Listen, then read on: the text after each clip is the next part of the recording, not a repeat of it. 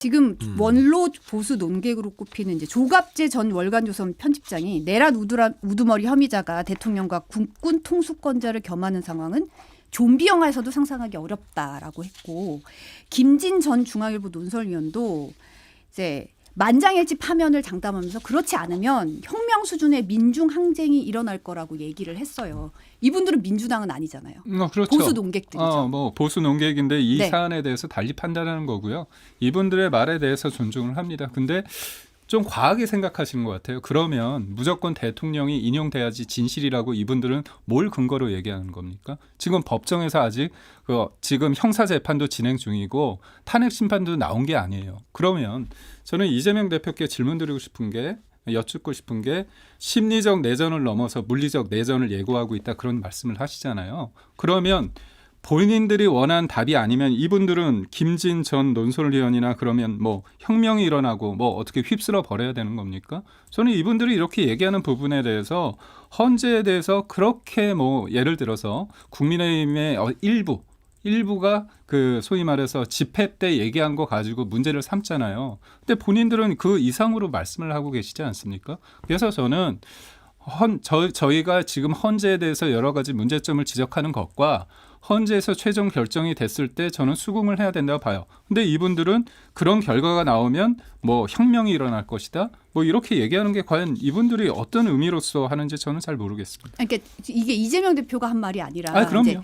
이제 저 김진 논설위원, 그러니까 보수 김진이든 논객의 뭐 정규재든 보수 논객이든 제가 볼 땐 부적절하다고 봐요. 왜냐하면 결과에 대해서 이렇게 얘기를 하는 거잖아요. 그 결과가 그러면 지금 어떻게 나올지 모르는데 대통령에 인용되지 않으면 혁명이 일어나야 된다, 이거에 대해서 맞다고 저는 보지 않거든요. 그러니까 극우 지지들 지금 아스팔트 시위에서는 밟아야 된다, 부셔버려야 그러니까 된다, 제가 이런 얘기를 하고 있잖아요. 저는 심지어 국민의힘 일부 의원들까지 집회에서 얘기를 하고 있는데, 그 부분에 대해서 부적절하다고 얘기를 해요. 저는 국민의힘 대변인이지만 그런 어떤 본인의 어떤 생각 이상으로 공적인 자리에서 그렇게 하는 부분은 부적절하다 보고 있고, 다만 그렇기 때문에 그 사람들의 부적절함과 이 사람들이 얘기하는 보수 논객이라고 칭하는 이분들이 얘기하는 것 중에서 뭐 결과에 대해서 상관없이 이렇게 해야 된다는 거는 저는 동의하기는 어렵습니다. 근데 이제 지금 뭐 그 감론을 막 옳고 그러다 이걸 따질 이유도 하등의 어떤 가치가 없는 이유가,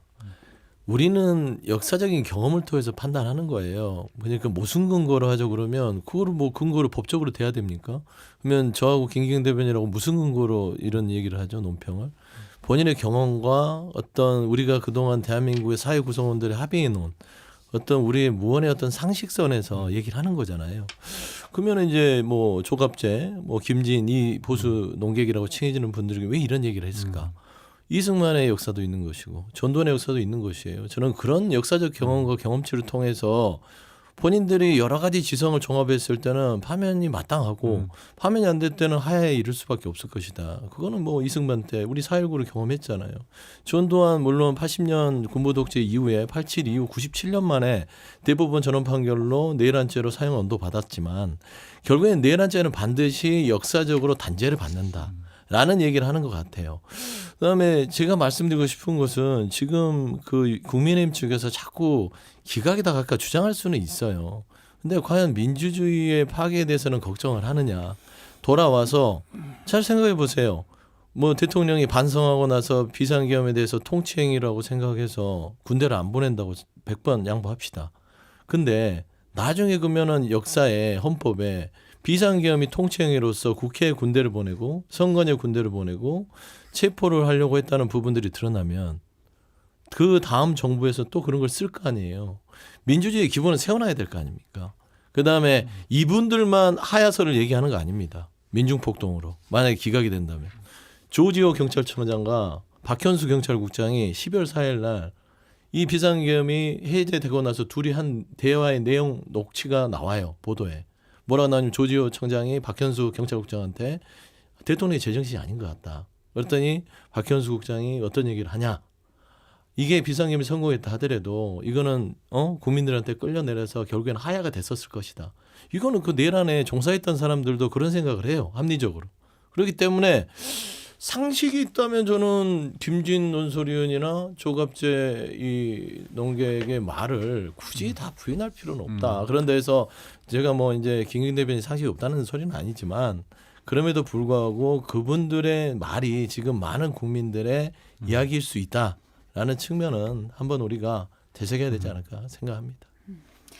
지금 그러니까 윤석열 대통령 탄핵 심판 선고 언제 하냐. 이게 지금 뭐 기다리다 지쳤어요 땡벌도 아니고 지금 그 장수장님 노래 부르는 거 아니에요? 그러니까 이 주의 운명의 주가 벌써 이번에 지난주에 운명의 주라는 얘기가 많이 나왔다가 이번 주는 지금 뭐 슈퍼위크다 해서 뭐 경랑의 주다 이런 얘기가 막 나왔다가 그러면 이제 어떻게 할 거냐. 지금 매달 마지막 주 목요일이 사실 헌법재판 정기 선고일인데 지금 그대로 진행한다는 거거든요.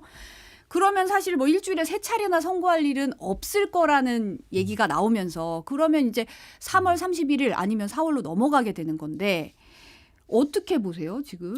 저는 이제는 이 기회를 가지고 우리 국민들이 안 지쳤으면 좋겠다. 조속한 선고 심리를 헌재가 내려줌으로써 이 혼란한 국정 상황을 빨리 바로잡아주기를 바랬던 국민들의 염원이 지치고 지쳤어요. 근데 저는 이제는 그래 4월 18일 마은혁 그 두 문영배랑 이미선 재판관 임기 전에 반드시 제대로 된 판결을 해줬으면 좋겠다라는 생각을 갖게 됐어요. 이게 무슨 기회를 가지고 왜 빨리 안 하지 빨리 하지 하니까 정말 온 국민이 애간장에 타고 있어요. 그다음에 그 심리적 스트레스. 하지만 지금 국민의힘에서는 기각과 각하를 주장하면서 풀려나게 기원하고 있습니다.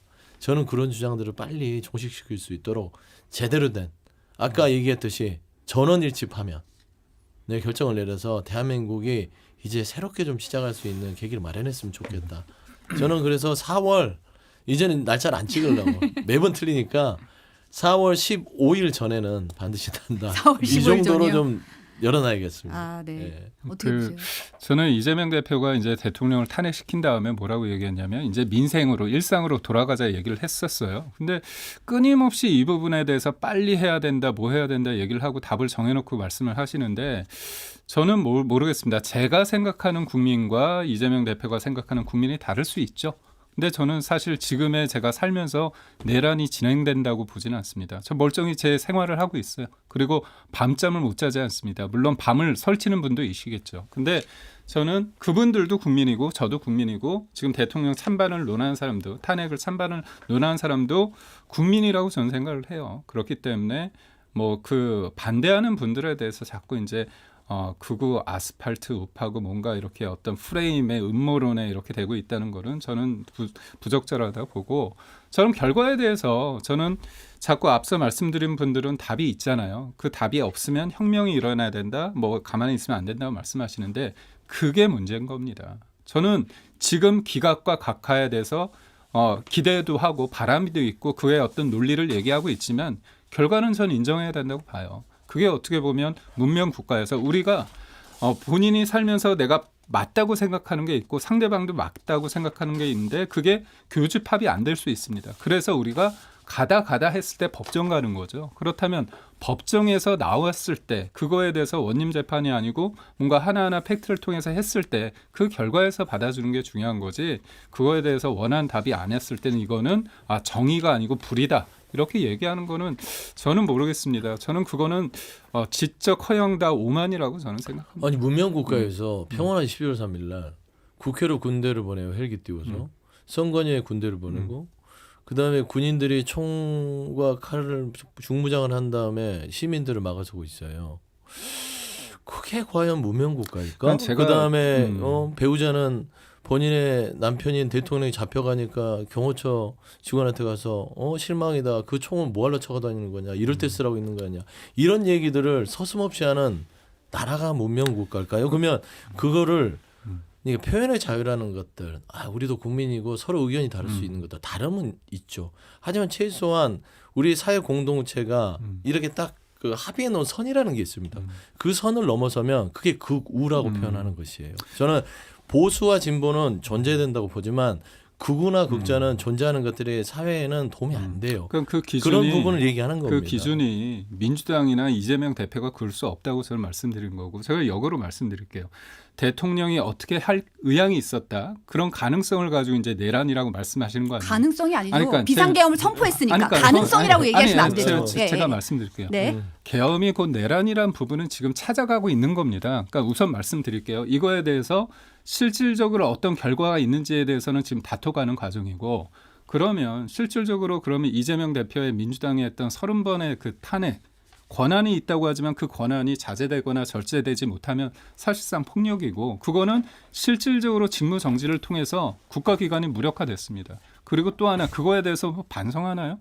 그리고 이재명 대표께서는 현직 대통령의 권한대행이라고 하는 사람한테 직무유기 혐의로 그냥 광장에서 언제든 국민들이 현행범으로 체포하라고 하면서 몸조심하라고 하는 게 정상인가요? 석동현도 했었어요. 아니, 석동현 변호사도 그러니까 국민들한테 석동현 경찰들 다 변호사에 체포하라고. 대해서 아니 석동현 변호사가 얘기한 것과 이재명 대표하고 같은 등급으로 보시는 뭐 겁니까? 대통령 변호사가 하는 게 그래요? 더 센 거 아니에요? 알겠습니다. 그러니까 저는 뭐냐면 결국은 저는 그래요. 지금의 어떤 그 윤석열 정부 들어가지고 여야가 이렇게 대치 국면했고 여러 가지 했을 때 이게 뭔가 문제를 풀어가는 방식에 있어서 그러니까 아주 솔직히 말해서 이재명 대표가 사실상 사법 리스크가 없다고 한다면 조기 대선이 아니라 대선까지 있어서 거기에서 선거를 통해서 하면 되는 건데. 아니, 조기 대선을 윤석열 대통령이 만들었다니까요. 그러니까 제 말씀 뭐냐면 그런 부분에 대해서 사람들이 이재명 대표 왜 26일 전에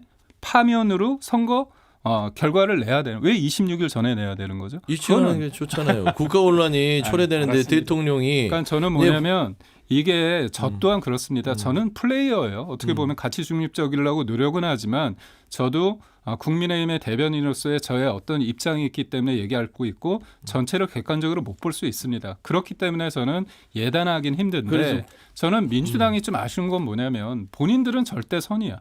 그런 과정 속에서 상대를 너무나 딱 프레임으로 규정하는 그 부분 때문이라도 저는 일반 국민들이 봤을 때 그래 속된 말로 뭐냐 계엄과 탄핵이 있고 대통령이 구속까지 됐고 체포됐는데도 불구하고 왜 이렇게 지지율은 이렇게 됐을까에 대해서 좀 한번 지지율을 고민을 해보셔야 대단히 합니다. 뭐 잘 나온다고 생각하나 봐요. 아니 그게 아니라 뭐 한 제가 볼 때 30% 20% 뭐 왔다 갔다 하는 건데 뭐 과반을 넘어본 적이 없는 그래요? 국민의힘 저희가요? 과반이 넘어봤어요? 아니요. 그냥 저희가 안 볼 때는 넘어봤잖아요. 그렇게 그러니까 문제라고 이게 하는데도 불구하고 맨날 빵점 맞다가 한 30점 맞으면 아니, 잘한다고 그럼 생각하는 것 민주당 같은데 지지율은 잘 나옵니까? 그 정도면 나쁘진 않아요. 저희도 나쁘지 않아요. 국민의힘보다는 낫다라는 아니, 얘기고 제가 뚜렷하게 이기는 게 있지 않습니다. 네, 많이 이기고 있어요. 그러니까 뭐 양자 대결해도 네. 게임도 안 되고 같은 거를 보지 않나요? 윤석열 대통령에 대한 행위에 대해서 방어하는 것까지는 좋으나 이거는 진영의 논리가 아니라 제가 말씀드렸던 거는 헌법에 규정된 부분을 어겼기 때문이에요. 근데 그걸 규정을 어긴 게 없잖아요. 아니, 얘기를 하면 잠깐 제 얘기를 좀 들어보시고 예. 많이 발언하셨으니까. 네, 예를 들면은 군대를 보냈다는 것들은 우리가 현상으로 봤죠.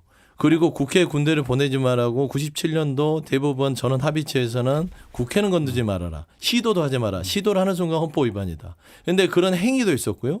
포고령 한 장만 갖고도 이미 위법성이 드러나 있어요.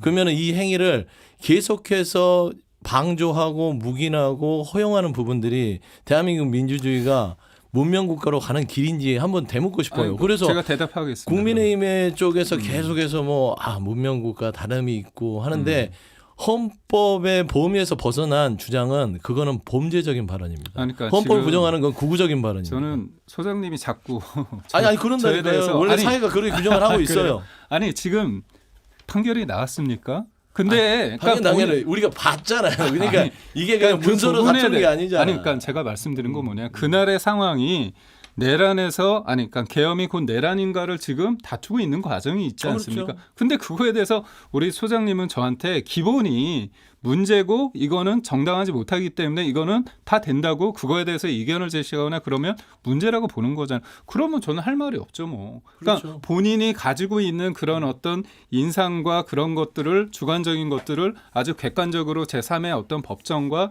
대법원 그 헌재에서 나오지 않은 상태에서 그렇게 얘기한다면 뭐 할 말은 제가 없죠. 그러니까 우리가 이제 이 상식선이라는 게 있어요. 그러니까 이제 할 말 없으면은 뭐 법원에서 꽝꽝꽝 도장을 그래요? 찍어줬냐, 결정문이 나왔냐, 그 전까지는 다 진행형이다, 무죄 추정이다 하면 우리가 이 지성이라는 부분들은 어디에 의존해야 되죠? 법원의 판결이 모든 대한민국에 아니면 그렇지 않습니다. 모든 지성의 꼭대기는 아니잖아요. 뭐 우리가 이 뭐 날이 흐르면 비가 오는 것이고 우리가 경험칙으로 할 수 있는 것들. 그러면 과연 윤석열 대통령이 헌법에 준하는 정당한 통치행위를 했느냐라는 데서는 의문을 갖고 출발해야 돼요. 왜냐하면 정상적이진 않죠. 국회에 군대를 보내는 것도 우리가 봤잖아요. 그냥 우리가 카더라로 듣는 게 아니에요. 그다음에 포고령 1호는 이미 실질적으로 행위가 이루어졌고 포고령 1호는 국회에 대한 정치활동을 금지한다고 했고 그 부분에 대해서 어기는 우려가 있는 사람들을 체포하겠다고 김용인이 얘기를 했어요. 포고령 위반을 근거로. 근데 포고령 자체가 이미 위헌이에요. 그러면 헌법에 대한 부분들에 대해서는 위헌적인 부분이 있기 때문에 지금 판단을 받고 있는 것이고 우리는 거기에 대해서 이거는 헌법상 위헌이 명백하게 드러났기 때문에 이게 어떻게 헌재가 판단하나 보자. 라고 얘기를 하는 것이지 김경영 대변인처럼 그건 헌법 위반이 아니에요 해버리면 아니요, 대한민국의 그 말하자면 지성을 완전 무시해버리는 아니 거잖아요. 소장님 우리 얘기를 할 수가 잘 없지, 보십시오. 보고 국회를 있습니다. 국회를 실질적으로 뭔가 봉쇄를 해서 해제를 못하게 했는지의 여부를 지금 다투고 있는 거고 그다음에 정치인을 체포했는지 실질적으로 다투고 있는 과정이 있는 거잖아요. 그렇기 때문에 저는 그 다투는 과정을 배제한 상태에서 그게 맞다고 말씀하신 것과 저는 그걸 다투는 과정이기 때문에 그 부분은 동의할 수 없다는 부분의 차이인 거예요. 포고령은요? 그러니까 포고령 관련해 가지고 그게 이 국회를 무력화시킨다는 그 멘트 아닙니까? 그 사실상. 근데 실질적으로 그렇게 했느냐를 보는 거잖아요. 했느냐가 중요하지 않다. 아니, 포고령을 발표하는 것만으로도 이 얘기를 지금 너무 길게 너무 하고 길게 있어서 하고 있어. 이제 정리를 좀 네, 해보겠습니다. 그래. 그다음 그 다음으로 좀 넘어가면 이런 와중에 대통령실에서 지금 산불이 굉장히 심각한 상황이잖아요. 그런데 호마 의식 등 음모론의 소재로 악용한 일부 유튜버의 행태에 강력한 유감을 표한다. 법적 대응 방침을 밝혔습니다. 저는 이게 구마 의식은 들어봤는데 호마 의식은 처음 들어봐서 보니까 불을 활용한 밀교 의식을 가리키는 말이라고 하더라고요. 근데 최근에 한 유튜버가 김건희 산불로 호마 의식이라는 제목의 영상을 게시했다가 논란이 일으니까 비공개 처리했다는 건데요. 이거에 대해서 이제 법적 대응을 하겠다는 건데 보니까 일부 이제 중국과 북한 간첩을 산불 배후로 지목한 음모론도 돌고 있다. 이런 상황이에요. 근데 이제 좀 궁금한 건 사실은 이제 아까 서 소장님도 언급을 하셨지만 김건희 여사가 이제 경호처 내려가서 이제 뭐 마음 같아서는 뭐 이재명 대표도 나도 쏘고 싶다 뭐 이런 얘기도 했다고 하고 뭐 이 총은 왜 그거 왜 뒀다 뭐하냐 뭐 이런 식의 얘기를 했다 이런 지금 보도도 나왔는데 거기에 대해서는 뭐 할 말이 없다 사실 무근이지만 뭐 대응하지 않겠다라는 입장인데 요거는 이제 언론 공지 통해서 호마 의식에 대해서는 굉장히 이제 법적 대응까지 강력하게 또 밝혔더라고요. 이게 무슨 대통령실에 계셨으니까 이런 식의 입장을 밝히는데 무슨 원칙이 있나요? 원칙보다도 이게 뭐냐면 얘기가 안 되는 내용을 언론에서 그거를 사실상 있다는 그 팩트를 가지고 얘기를 하는 거죠. 근데 그 자체가 이게 가치가 있습니까 사실? 그러니까 제가 드리고 싶은 말씀이 뭐냐면 호마 의식이 다 모르잖아요. 근데 일부 이제 유튜버가 그거를 문제 제기를 한 거예요. 근데 그거를 기사화하거나 그런 부분이 있는 거죠. 그리고 또 이거를 조직적으로 야당에서 뭔가 이렇게 하고 있다는 그런 부분이 있으니까 이런 거에 대해서 문제가 있으니까 이거에 대해서는 법적 대응 방침을 하는 거고 저는 진짜 김건희 여사가 모든 것들을 다 아나요? 저는 그런 어떤 생각을 가지고 세상을 바라보는 거에 대해서 좀 문제라고 보고 저는 음모론에 대해서는 별로 동의 안 하는데 뭐 김건희 여사가 뭐 주술을 하고 뭐 이렇게 하는 거는 뭐냐면 전 궁금한 게 있어요. 그러면 대통령이 조국 수사하고 국정원 댓글 수사하고 대통령이 대선 나와서 선거하고 이 모든 것들이 김건희 여사가 뭔가 이렇게 어떻게 보면 주술적인 걸 해가지고 그렇게 시켜가지고 대통령이 되고 그럼 이게 대한민국이 제대로 되는 나라입니까?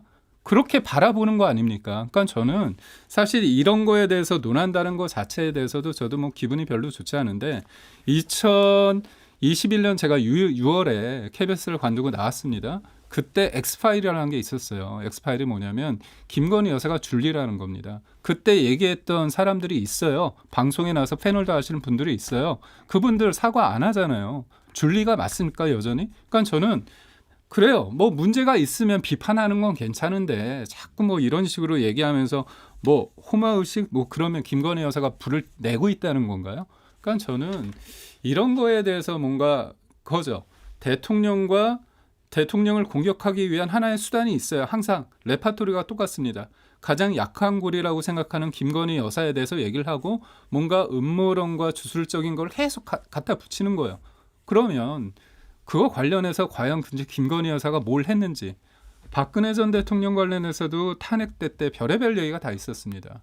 그러니까 소위 말해서 인신공약을 냈다. 세월호 아이들. 그다음에 뭐 구슬을 냈다. 그다음에 심지어 비아그라가 대량으로 발견됐다.